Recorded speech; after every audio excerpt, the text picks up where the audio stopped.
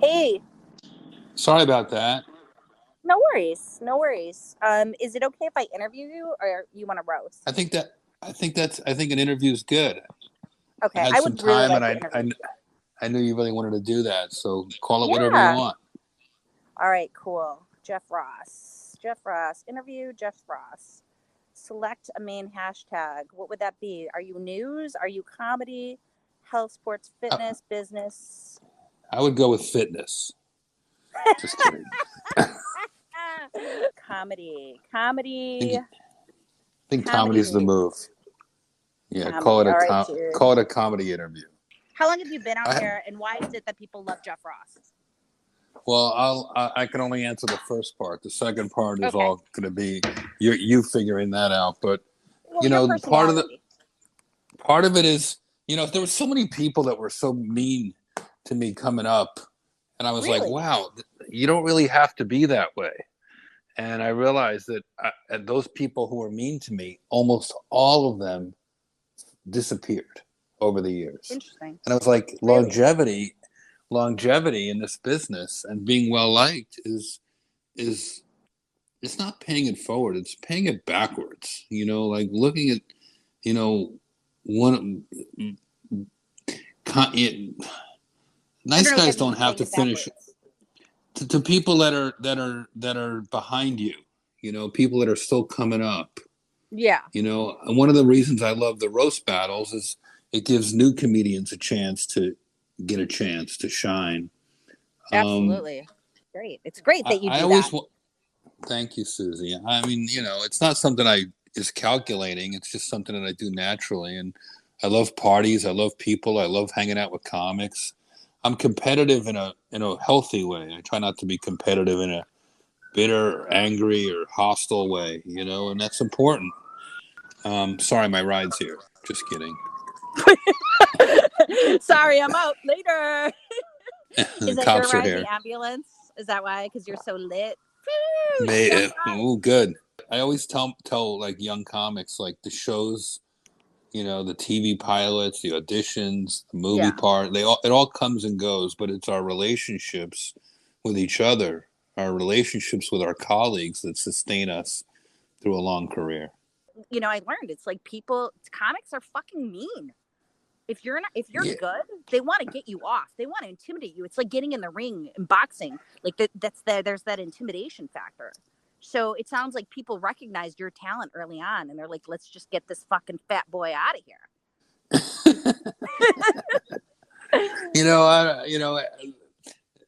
What do you think? it's Were you hard threatening to for people? some. People were threatened. No, there was some mean, but with I think it is in that respect tougher for women in comedy in that and maybe I'll get some shit for saying this, but women can be really mean to other women in comedy when they're Yeah, yeah, starting out. sure, Once sure. they get to a certain point, the rivalries drop and they become Okay, alliances. But early on, women really hate the next, generation. or the new fresh face. Mm, mm. There's a lot of that, and maybe feminism's come a long way, and women are more um, I'm open pretty. to working with other. But when I started, for the most part, Yeah, there was always women on my shows. Like, yeah. I've women noticed that in minorities. women have always been super influential. And the one thing about I always tell my lady friends is like most comics, and it's this goes for women, men, doesn't matter. They don't really get funny till they're 40 years old. I'm in my They're 40s. okay. All Yeah. right. So Ba, ba, now's your ba. time. Now's your time for a sitcom, Susie. Yeah, that's right, bro. That's why I changed my name to Susie Sitcom. You know it. And then I got called today. I got called out on it. Susie, sitcoms are dead. You got to do the episodics. Okay. Who's your favorite comic? David Tell. Really? Oh, yeah, because you Chris guys do a show Rock. together. David Tell and Chris Chappelle? Rock are my two faves. Yeah. Chris Rock more than Dave Chappelle, huh? I Why? love Chappelle too. I mean, Ch- I guess those are my three tops. Chappelle's like my little brother. So um can I can I I know him so can I long. meet him? Can I go swimming at your house? Sure. Are you Semi. stalking me, Susie? Yeah, I What was is gonna even say, going tell my on here? stalker. I think your dog's actually barking at me right now. I'm in your bushes. She knows. They know.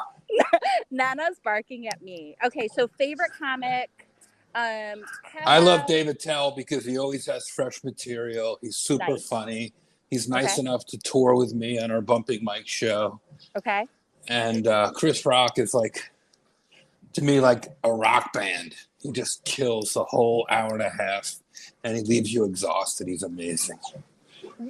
What about dead comics? And anyone like Big Robin big fan. Williams, I'm a big Rodney fan of Piper, Dead Comics. Oh. the dead comics, the group. How about like have you met Robin Williams? I did get to meet Robin Williams a few times. Um, Okay. that was pretty fun. I worked with Billy Crystal as a writer on the Oscars, and I got Nice. to meet Robin that way. Mm, And I got to do improv with him a couple times, where he brought me on stage wow. with other improvisers when Drew Carey was doing that a lot. The Whose Line Is It Anyway crew. Nice. And I really didn't know what I was doing. I was terrible, but I at least had that experience. Man, I wish I had a picture of it, but I don't. Ah. So you came here from the East Coast as an actor, right? Right. And No, I was always a comedian. I was started as a comedian. I may have you come out here to do some acting, but I was really always a comedian.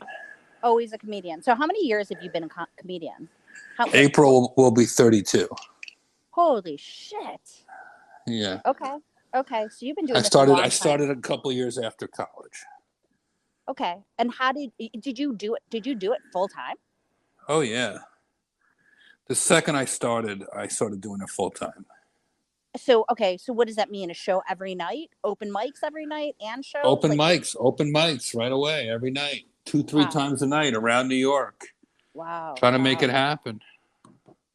See, 2, 3 times a night. People don't understand. That's a lot of work. Driving. Well, Okay. you're only doing, you're not always driving. Sometimes you're just taking cabs and subways and hitching rides around New York, Okay. and You that think was you what can I do it? did back then. Do you think that a comic could do it nowadays? I mean, is it Of still the same course. way? Yeah, it's You still have the you same. have to. You have to. Mics every night. And now, how about performances? How often do you perform now? Let's You just have to say, realize you have to realize I didn't grow up in as a performer. I didn't know anything about acting or performing. So yeah, I had to learn it the hard way by going on 3, 4, sometimes even 5, 6 times a night. And sometimes you're just doing 5 minutes. So it's not like you're right, there all night with that doing an hour show like a right. now. But so it wasn't that. And so, some of these clubs you could just hang around and do a couple shows in the same night. So Okay, hey, if you're a nice person, you make friends and people will put you on. If you're pretty right. funny, if you're decent. So it's pretty political then, don't you think? I wouldn't use the word political. I mean, show business is political, but comedy in itself, I would just believe is Darwinistic. The funny ones, Okay, survive. no matter how big a dick they are, the super Okay, funny ones can make a living. They might not make it to the top, but yeah. they'll make a living. Who's the biggest dick you've ever met in comedy? Oof. Not besides you. I mean, I know you. I heard about your big cock, but I'm talking about asshole. Biggest asshole. Mm, Do you mm, want to say or not say? Come I'm on, trying to think. you're Jeff Ross. Just Andrew a Dice. few. Andrew Dice Clay. Andrew Dice Clay was a dick when I met him Okay. decades ago, but him and I have grown to really admire each other and love each other, and I consider him a good friend now. So Okay. sometimes people, evolve, and I feel like he's evolved, and I've earned his respect in different ways. And I'm not one to hold grudges. Yeah. I'm really not. Like Buddy Hackett was my mentor. You remember Okay. Buddy Hackett? Buddy Hackett Okay. told me, never hold a grudge, because when you're holding a grudge, the other person's out dancing. Okay. That's really good, guys. Do you guys hear that? All the listeners, thanks so much for listening. I will get to some of these comments. I'm excited to talk to Jeff Ross. I'm being a little selfish here. I'm hoarding him to myself, but you guys get to listen. What about Bill Cosby? Were you ever friends with him, or did you ever get Bill Cosby? Did you ever witness any of those nonsense? No, I met him over the course of 1 or 2 weeks. I worked on his CBS sitcom just called Cosby when Cloris no. Oh, Leishman. no, not Cloris Leachman. When Madeline, um, oh, one of his co-stars, hilarious woman, she was sick, and I guess I was like a young funny comic, and this was like 20 years ago, and I got a part doing a couple of weeks in Brooklyn on the soundstage there on his new sitcom. After the Oh, Cosby Show, he had another sitcom called Cosby, and you know, he had his own method of working. He did a lot of improv. It was tough to keep up. He would change the scenes a lot, but I had a good part and I had a good time. And you know, I didn't get to know him too well. He invited me into his place for to some to cocktails. to his dressing room, and Oh did yeah, have dinner. We did yeah, have dinner, and there were yeah. an He odd slipped you amount of something? no. Well, I think a roast beef, but there was a lot of women around, a lot of really beautiful extras that didn't really have to be in the library scene or the bookstore scene. So Oh, that was confusing. But oh, hey, hey, hey, what can yeah. I say? Fuck. Hey, hey, hey. I loved Fat Albert, dude. I loved Fat Albert. I loved Fat Yeah. Albert, but I never was a big stand-up Cosby. fan of Bill Cosby. It just wasn't my Yeah, thing. I always liked yeah. the dirtier nightclubby guys. Really? But I Okay. did love Fat Albert and the Cosby Kids so much. Yeah, I did love Fat Albert too. Fat Albert. What about Red Fox? Loved Red Fox. Did you ever meet him? Oh, no, he was He's my before my favorite. time, but I really Okay. loved him. Yeah, He has one of that. my favorite jokes on one of his albums. He goes, the words how like everyone says fucking shit and they're kind of interchangeable, the two words, you know what I mean? Mm-hmm. Mm-hmm. Unless they're used literally. So it's like, if you don't fuck, shit. But if you don't, if you don't shit, fuck. So I simple and love that. silly. It It's was really so fun. yeah, he's great. So honest and so direct and just hilarious. Yeah, Hey, so Jeff Ross. Okay, I know I call you by both names, but it's I do okay. want to know at what point in your career did you did you know that you were turning the corner, that you were kind of making it, and did someone Um, help you get there? Like, what was the pivotal moment that you became? I mean, because I feel like you did it before Roastmaster General, right? You started as a comic, actor, and then writer. yeah, I was doing stand up and did acting on jobs and writing on jobs, and but I don't think I knew I really made it probably ever. You know, Okay. like it's always like such a drip. You know, Okay. it's like a drip, drip, drip. I mean, there's a few like things you remember that I That are remember huge. early on going, these open micers, like I was at open mics and I'm going, these people aren't good, but Yeah. they all seem to think I'm good. So maybe Yeah. I need to get the opinions of some professionals. So I started just hanging out at Catch a Rising Star at the bar and certain places like that. And Where is that? I'm not familiar with that. Catch a in New Rising York Star. in New York City, it's not there anymore. But Okay. you know, I just started to try to hang with better and better company, so that I Okay. had some sense of who I was and where I was going. And I remember one time I was headlining, finally earned headliner status in Wow. Caroline's, and Chris Rock came on stage. I had invited him to come by, but he came on stage and he just kind of walked out of the darkness and just came on as a cameo, Mm-hmm. and wound up doing like 20 minutes. And then I had to go on after him to close the show. And I remember thinking, you know, why would he do that? Doesn't he know how hard that's going to be for me to close the show after Chris Right. Rock? Right. Right. Like And I fuck was like you. dumbfounded. I was like, I invited the guy and he completely upstaged me. Right. Right. And of course, I did okay. Like I followed it. Like the crowd was so hyped anyway, Yeah. Yeah. and But it's so mean. and I did even see him coming up, and I did even say like, "Hey folks, please welcome the best comic working today, Dave Chappelle," uh, just to get a laugh, Right. And it wound up being interesting. And by the time I got off, he was gone, so I couldn't even talk to him and see what was going on. And then, literally, Susie, like a month or two later, I'm in Yeah. L.A. at the Hollywood Improv, Yeah. and I see Chris, and he comes over. He's like, "Hey, man, that was so fun." I was like, "Yeah, that was really fun. What am I supposed to say to Chris Rock?" And then he goes, You stole my stage time. Hey. "Yeah, well, that's what I was thinking. Like, how could you let me try to follow you on my own show? Hey, You buddy. could have buried me." And Yeah.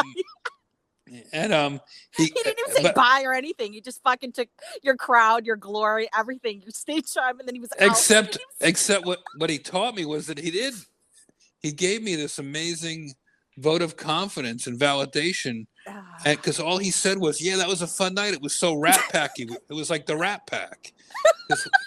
And I was like, "Oh, I guess he knew before I knew that I could follow anybody."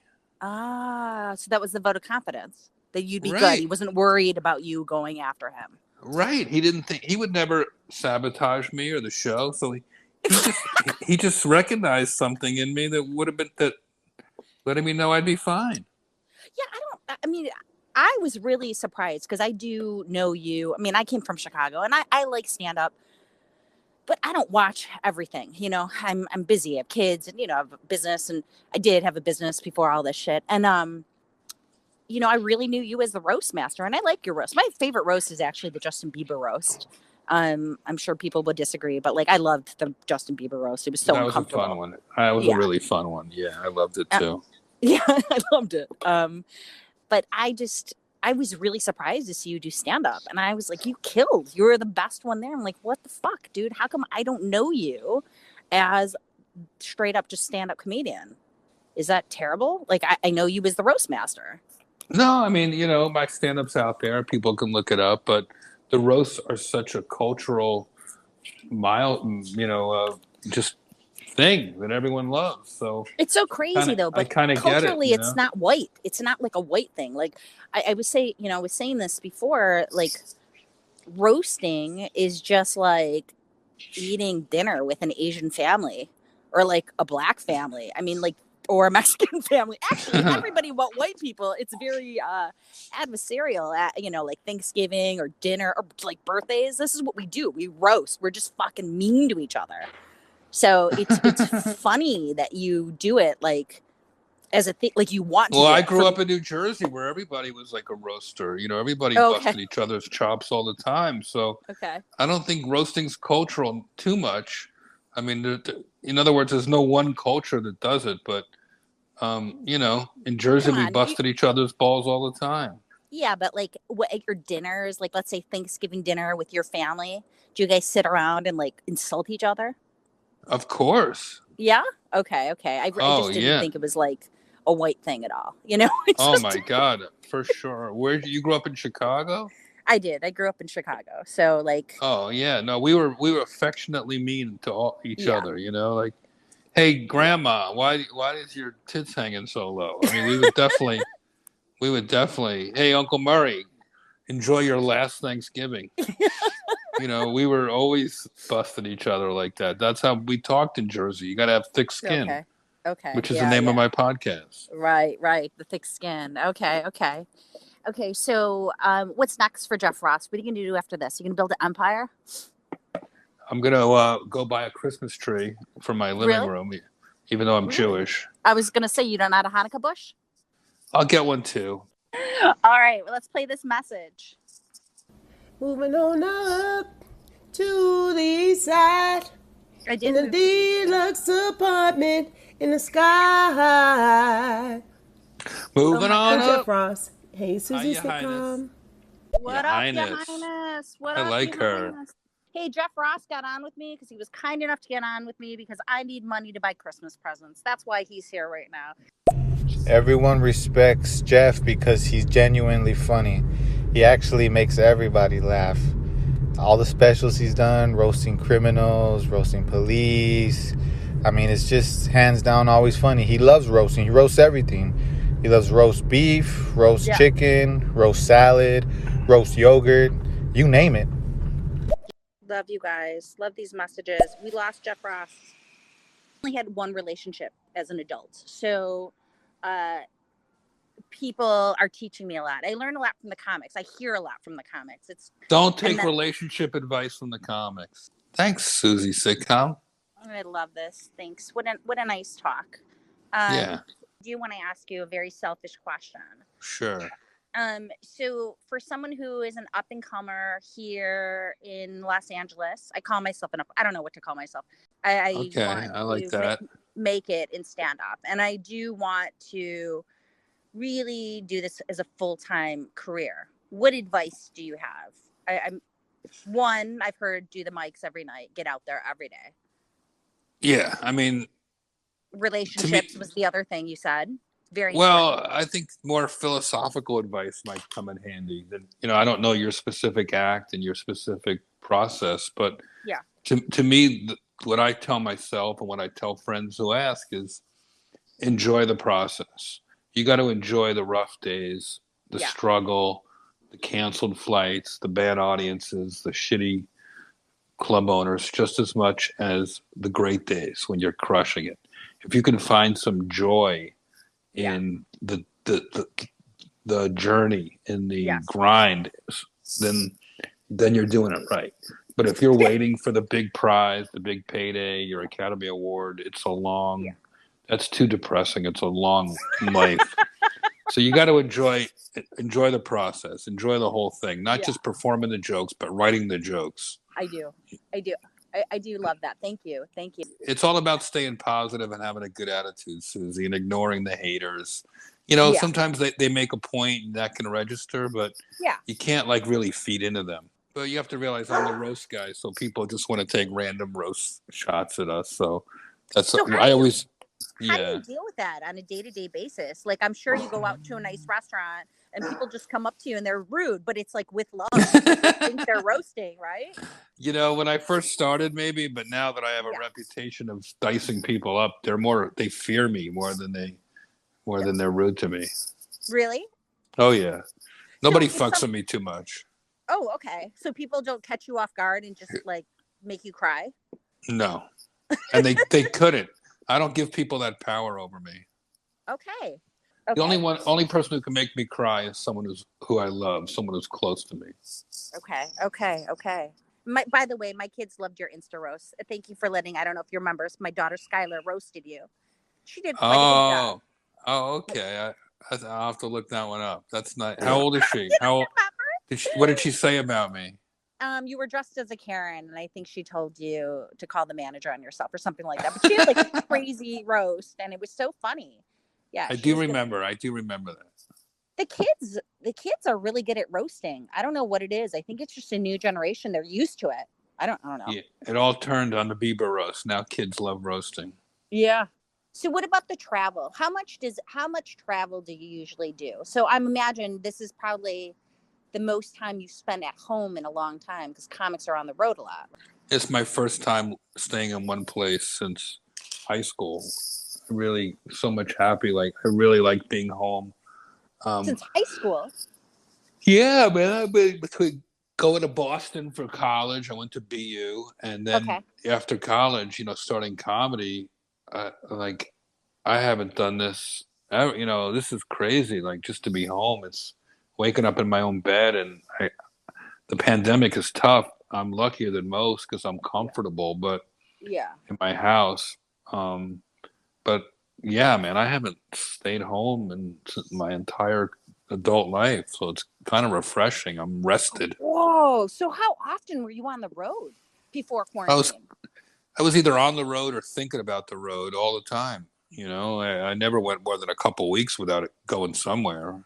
And sometimes I'd be on the road for weeks. So it was a hard life. I mean, in the beginning, it was really tough and lonely, but I learned to love it. And then once the internet was invented, it became less lonely, and you could stay in touch with people. In the early days, all you could do was read a book or send in a phone booth and call people. It was tough. Wow. Between shows, basically. And hotel phones were expensive, and there was no Uber, so you weren't hanging out at the club. You weren't running around. You had to hitch rides. It was tough. Yeah, it was a tough life. Glamorous. Yeah, it's not as glamorous as people think. And you're only making a few $100, right? You're not making tons of money.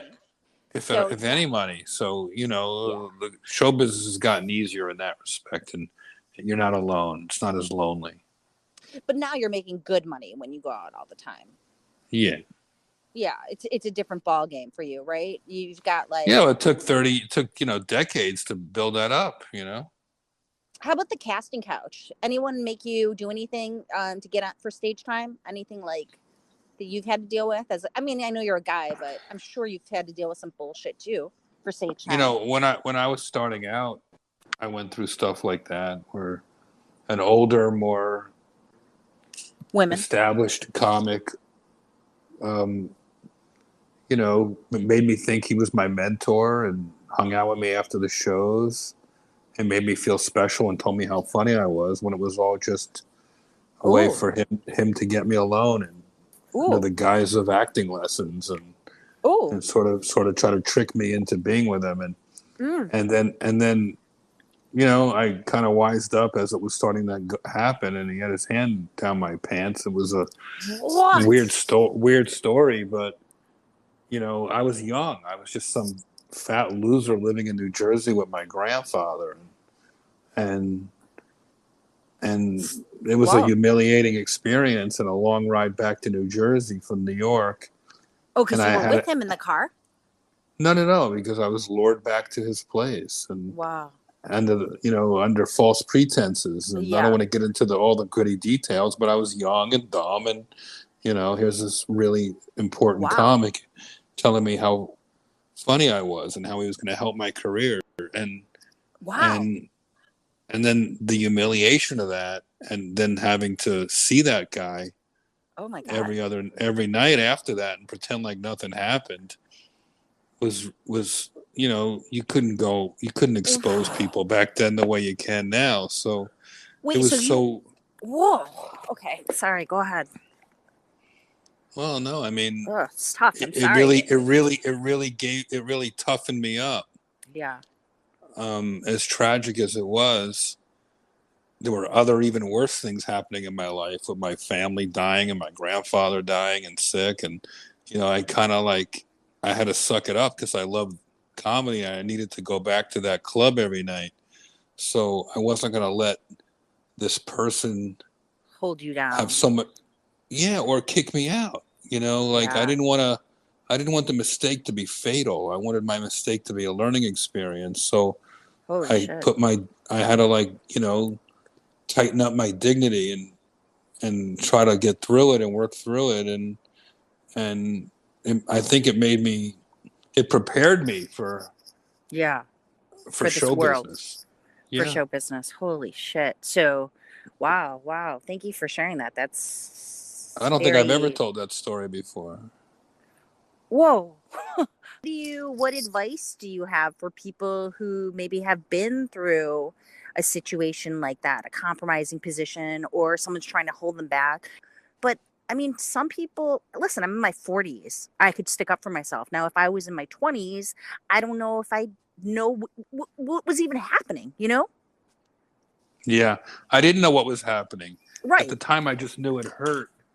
But it would hurt and emotionally and embarrassing and all that, and humiliating. But I didn't really understand the severity of what that person did until you know, I guess years later, and I started to understand just how toxic show business was. Wow. Did he ever bother you again? No. He bothered other people and eventually got in trouble. But this is a long time ago. And it's never happened again because you knew. Well, I mean, him and I had I wouldn't say we made peace, but we talked about it. And, you know, I'm not a vindictive person. So I was able to move on, and we've had cordial interactions since. Fuck. You know, he didn't kill me. Yeah, but still, you know, violating you. If you get violated by somebody, I mean, I don't know if I can move. I mean, I don't know how kind I've been. Of course, you're strong enough to move on. But I feel like, you know, it's kind of a teaching moment too. You're a big dude. You could help people that have gone through things like that, especially men, to have a voice, you know, because I don't think men can come out. I mean, it's really hard for them unless it's like a priest. And even if it happens like a priest or a teacher, and, you know, I'm generalizing right now, you know, forgive me for being an asshole, but like, you know, a lot of people go through this and they don't realize, like, you're a hero in a lot of people's eyes. So for you to share this with the listeners, I mean, it's important to know that, you know, they're not alone, right? You've been through this. Other people have been through compromising positions, but to hear the fact that you are who you are and you're so successful, but you've also been through. I mean, I started Yeah. out as just another bright-eyed, gullible Yeah. comedian, Yeah. wannabe comedian at the time, and Right. we're all vulnerable, when we Yeah. start out, and maybe even later, but Yeah. I just didn't want to live a victim Right. lifestyle. Like, I wanted to persevere. Like, comedy was so important to me. I just couldn't let anyone take that away from me and push me away, as hard as it was to face that person. Wow. Time and time again. Quite frankly, I mean, as my career surpassed his, he was just an extra at that point in my life. Wow. Wow. That's wow. I don't know what to say. Which is the greatest revenge, right? Right. Success is the best revenge. It's like, Yeah. Yeah. So okay, going to your traveling and all this, your busy life of being a road comic. What about your personal life? Like, do you have family? Are you married? You're single, right? Yeah. Never married. Dating. Kids? No kids? No kids. No kids. Got 2 German Shepherds. Got a great family. My cousin Ed, Eddie Tunes here on stereo. He works with me all the time, and my cousin Melinda lives nearby, and I talked to my sister twice today. She's a teacher up in Washington State, and today's my cousin Shauna's 50th birthday, so I'll call her after this. And happy birthday, Shauna. I have a very full life. I had friends here all weekend, all outside with masks on, but there's no complaints from me. I'm luckier than most. Yeah. You have a I'm full curious life. I'm curious what these messages must say after we've been talking, after we've been opening up like this. Yeah, I thank you. Jeff fucking Ross. Dude, is that fucking you, bro? Dude, I fucking love you, bro. I'm sorry. I know this is weird, but can I eat your ass? Ew. Sure. I hope you got a goggles or a gas mask, but go get it, baby. I mean, so how great does it feel? People just get on and they just say your name. I know. Like the sound of your own name, Jeff? Not necessarily. Only when there's respect on it. Put some respect on that shit, bro. Say it with respect, bitches. Jeff Ross, do you get your ass, back, and crack waxed? That's been a big question in our area. I have very, very little body hair, so I don't have that problem at all. You're like shiny and hairless. Yeah, alopecia mixed with a very. Do you have alopecia? I wanted to say it, but my sister has never shaved her legs. We just don't have hair on our legs in my family. Yeah. Huh? Yeah, you look like a shiny baby. I saw one of your Instagram pics by the pool. I love that. With your shiny legs. I'm like, what kind of lotion do you use? Ooh, Aquaphor. Jeffrey motherfucking Ross, give me a fucking follow, goddammit. All right, done. It's just done, so Skeeter. easy to ask for a follow. Come on, a little roast, some respect. It's just saying your name and you get a follow. I think you got to work a little harder for the follow. Yo, Jeff. I can hear this Susie girl coming on to you, dog. I think she wants to go fucking skinny dipping in your pool, bro. No. But listen, dude, I love all your shit. Okay, you're probably one of the top dogs in the fucking world. First of all, you're not going to get on a Zoom show by sucking someone's dick because you're not even there. Right? I mean, pathetic. Right? Like, I'd have to. It's like, oh, you got to suck someone's dick for an open mic. Oh, horrible! Like that's how bad I am, Jeff Ross. Yeah, exactly. On a Zoom show, a virtual blowjob. It's a virtual blowjob. I'm doing it right now, guys. What are you talking about? It's virtually on stereo. No, well, you can have sex with anyone. Why do it with a comic? There's plenty of men and women. Yeah, but aren't you attracted to people who think? I haven't dated many comics, but I could see why people would because they get you. No, because they don't get me. What happens is maybe I just haven't hung out with funnier comics, but like it's a competition. Like they want to, it's either they're trying to give me notes. Like, okay, so I got on a site, and this guy, I told him I do stand-up comedy, and he's like, oh, I got some jokes. Let's get together. I'm like, are you a comedian? He's like, no, but I live by John Lovitz. Oh, so you're a neighbor of a comedian? So you're going to give me notes? That's the dumbest thing I've ever heard in my life. That's ridiculous. It's ridiculous. What about George Carlin? Did you ever get to meet George Carlin? Never met him, but I never met him, but I was on the I was on the Improv same night as him once, but like 7 hours apart. But it was fun. Robin Williams was a legend. Rest in heaven. You were a real one. He was the best. He was great. I agree. Nanu. I loved him. Nanu. He was my favorite. Yeah. When I was a kid, that shit cracked me up. I know. And who do you know? Who was that? You know, the fat one, like it was his cousin, the alien, and that. Oh, Jonathan Winters. Jonathan Winters. Did you ever know him? Did you ever meet him? I did. I met him with Robin Williams. Oh my God. Yeah. Those two were hilarious. God, I love them. Yeah. Pretty cool. Pushing messages. Jeff, have you ever thought about writing a book or maybe a documentary about just the tough life of, having a 10-inch plus cock, what we have to go through as individuals? Everyone wants to be us and want a huge cock, but it's not that easy. And I think someone needs to tell the world. The struggle is real. The struggle is real. You got to find underpants that fit. By the way, I have a very, very small to medium-sized penis for what it's worth. Really? People said that you have a huge cock. I'm not kidding. I've heard it from more than one person, and I just think it's hilarious. I love that the rumor spread. Who would have spread a rumor like that? I appreciate that so much. Jeff, my man.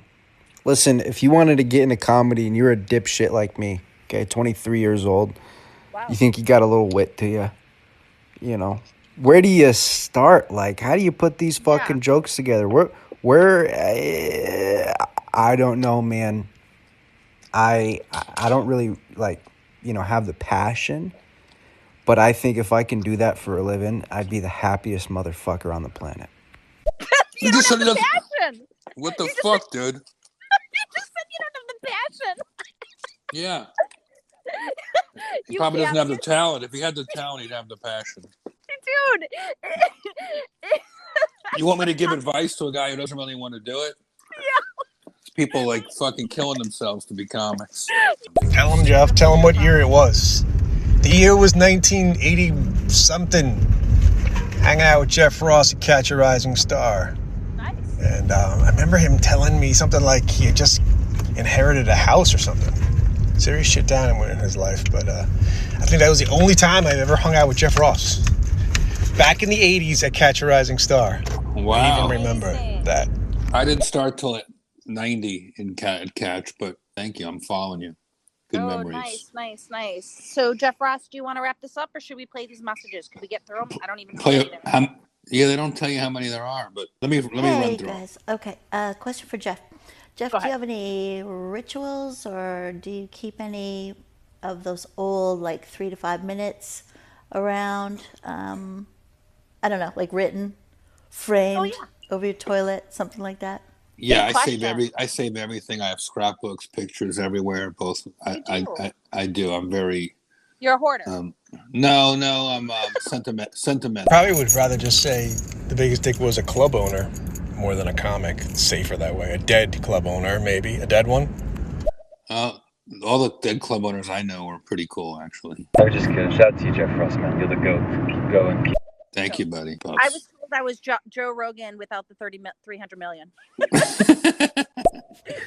Jeff Ross, question for you. What is your motivation, inspirational, how do you keep doing it every day? What's your daily routine? What is it that you do? I love making people laugh. So that's the motivation. Is I get a kick out of seeing people laugh, whether it's my sister on FaceTime or soldiers in a war zone or drunks in a comedy club or whatever it is. It's just lifting people. It's like laughter is ministry.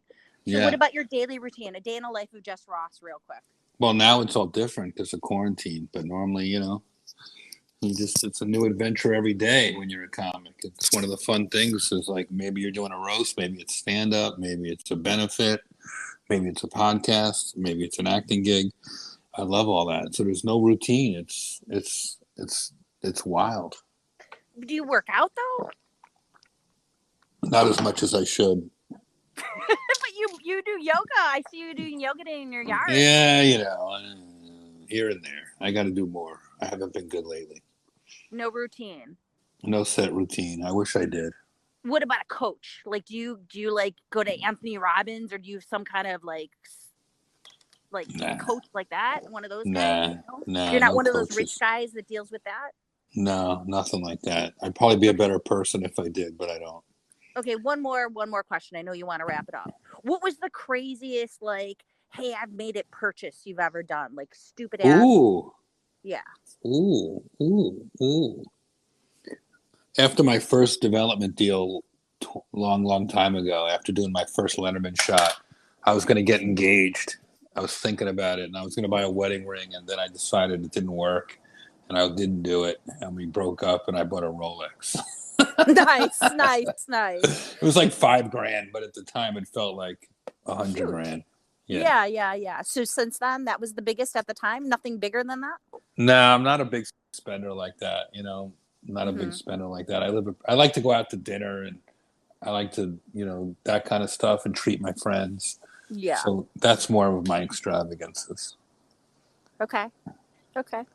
No, that's good. I love it. Okay. I love it. Thank you so much. Good weed. And good weed. Okay. Yeah. Really good weed. So have you smoked with Snoop Dogg before? Because I feel like too many times. You have? Yes. Oh yeah. He's the only one who gets me high where I can't even function and make jokes anymore. That's so funny. He's the only person. I don't smoke, I've done it, but I don't really care for it as much because I don't do anything. But everybody, I feel like I would take my family to a smoke with Snoop Dogg. I feel like it's such a kids, if you smoke, hey, for the first time, you should smoke with Snoop Dogg. That's the best. He has the best shit, and he's very generous with it. All right, I gotta go. I feel bad leaving these messages behind. Maybe you could listen to them without me. If I can get someone on, I'll do it. But I think it's just all about you. I know it's hard. I was interviewing you. It was a little bit different. So this is a big opportunity for me. I wanted to take advantage of it. Thank you. It was so fun. It was really fun, Susie. I'm glad you reached out. Thank you. Thank you so much. All right. I'm going to get on with your highness and listen to these messages. Okay. Okay. Bye. Bye.